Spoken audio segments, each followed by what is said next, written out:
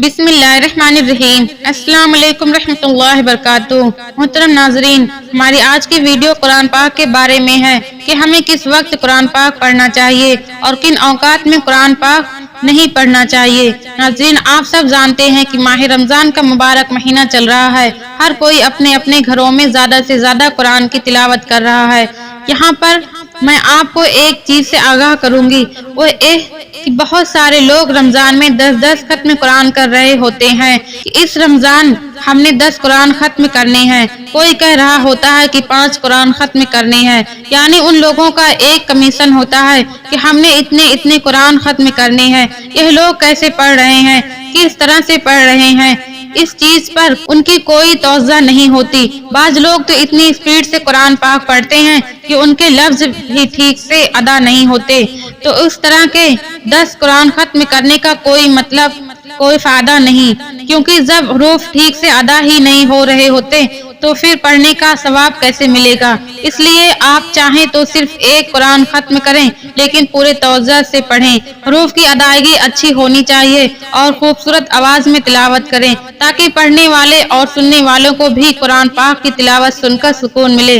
अब सवाल ये है कि वो ऐसे 3 कौन से औकात हैं जिनमें हमें कुरान पाक नहीं पढ़ना चाहिए। ये वो 3 मकरूह वक्त हैं जिनमें कुरान को ना पढ़ना बेहतर है। पहला वक्त वो है जब सूरज तुलू होता है, वो जो 15 या 20 मिनट का सूरज निकलने का वक्त है, यह मकरूह वक्त है। इस टाइम कुरान की तिलावत ना की जाए तो बेहतर है। दूसरा वक्त ज़वाल का वक्त होता है, उस वक्त भी तिलावत ना करना बेहतर होता है।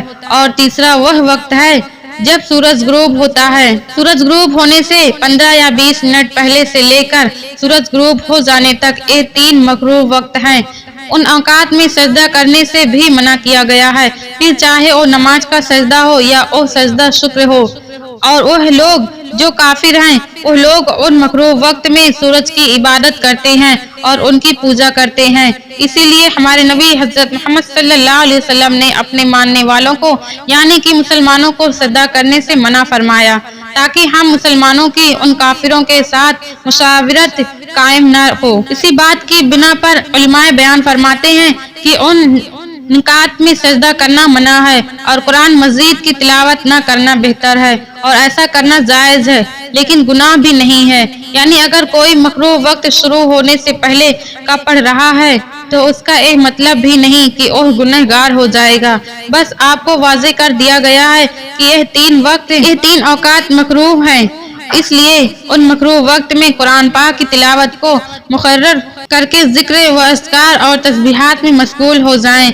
मेरी अल्लाह से दुआ है कि हमें हमारा दीन समझने की तौफीक अता फरमाए, हमारा सुनाना और आपका सुनना कबूल और मंजूर फरमाए। आमीन सुम्मा आमीन। वीडियो पसंद आए तो सदका जारिया समझकर शेयर जरूर किया करें और मेरे चैनल को सब्सक्राइब कर दें।